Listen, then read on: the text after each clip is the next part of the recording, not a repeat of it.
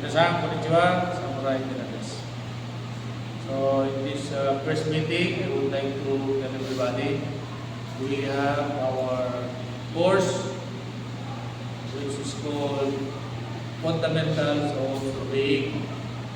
This course is the first professional subject of civil engineering student in the Philippines, right? So therefore, this is the first subject. When we say professional subject, this is the first subject that is going to be worthwhile learning because it could translate into money. That is what we mean by professional. Professional subject. Meaning, it could be your career, it could be your work, right? It could be your way to earn a living. That is what we mean by professional, right? Okay, so when we say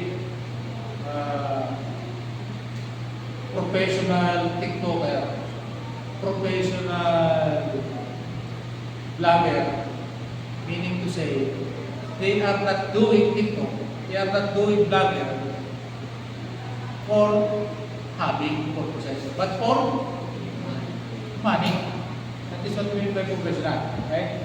That's why if we say professional basketball player, we are telling you that those are people who are playing basketball for money, for salary, for wage, and not for hobby or practice alone.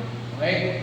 So similarly, when we say fundamentals of surveying, after learning the subject, you can offer your services as a surveyor. You can offer your services as a surveyor. We will tell you how surveying goes in this course. We will tell you what is the job, how to do it, and what skills are necessary for you to be able to offer your services to potential clients in the future. Right? So that is what we mean by this subject. Okay? And this subject is actually under one of the 5 specialty of civil engineering. So there are 5 specialty of civil engineering, and one of which is transportation. So under transportation engineering, we need to learn first the subject fundamentals of surveying. Right? However, although that is the main classification of the subject, surveying, we can also use surveying in other purposes, like when we are going to plan, to construct, and build structure. First, we need to survey. Because first, we need when, at which specific location, we need to install the foundation, the columns, right? So we need those things. Where? In this location or in this location? Because 1 meter or 1 foot difference is very critical in our structure, because civil engineering structure cannot be moved afterward. Unlike the old houses that through what we call bayanihan, we can carry sa small nipahan or house, right? But in current day structure, building, we cannot move it after construction. So that's why it's very critical that we have to construct it on a specific location. And to locate points on the ground, to locate place on the ground, to locate areas on the ground, we need survey. We need a professional survey. Right? So, our course is Monday and Wednesday, 7:30 to 12 noon. Why? Initially, last year, the schedule is 1 to 5:30 because it is being handled by another professor. So it was only this semester that I was given the opportunity to handle it, and I immediately changed it to 7:30 to 12. So that is the schedule we submitted to registrar.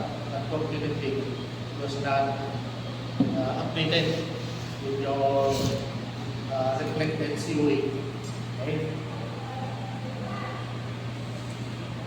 More than that, the reason why we need it 7:30 because surveying is 9 hours of learning. 9 hours of learning. 3 hours of which is devoted to lecture. Okay? Out of 9 hours, 9 hours per week. 3 hours per lecture, whereas all the 6 hours per week is laboratory. Right? What do we mean by laboratory? In engineering curriculum, laboratory means computation, field work, or any student activity. Right? It is the student who would initiate the activity rather than the teacher. Right? So the teacher will discuss the lesson during the 3 hours. Right? That is the requirement. Right? And because of that, laboratory, we will have some field work wherein we will go around some areas within or nearby that would constitute our activity for the class. Right? And it is better to do it in the morning rather than 1 o'clock noon. Right? So that is the reason why. Right? So, and we will meet at this room 410. This room is room 410.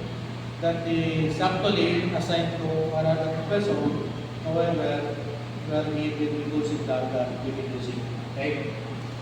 So, I will update it to the registrar later or to the monitoring later.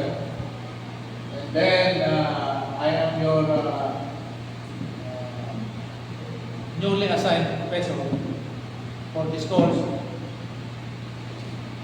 I already handled this subject for several occasions, but on another school.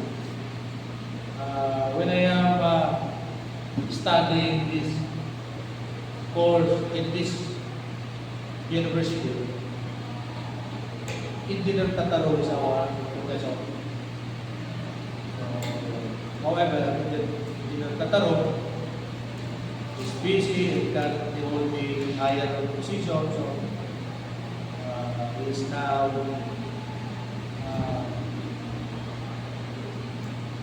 having limited time to offer to engineering college. Right? So he is devoted to CAS. So that's why. However, I am also a civil engineer by profession, so I think I could handle this because I am prepared academically and experience, through experience. I handle the old tools and new type of tools. To tell you the truth, our college, our university doesn't have so many tools, particularly on field work. Right? So, we will be limited to some sort of documentation the line. And we have references. The number one reference is National Building Code of the Philippines. We have the 2005 year version, which is the latest, I think. And another one, which is a textbook, elementary survey by Gilani and Wolf. Gilani and Wolf are surnames of the authors of this textbook. Both of these references can be searched and downloaded from the internet for free. It's a matter of you to search and download it on your own. So our topic would be coming out mostly from this textbook, and the actual engineer's references will be good. Okay? So we will have the grading system for laboratory side and for the lecture side. So we will take down the records, the class record of the students for lecture laboratory alike. Because there are requirements that we need to apply for laboratory. Also, we need to pass the evaluation on the lecture side. Right? So that's all for this short video.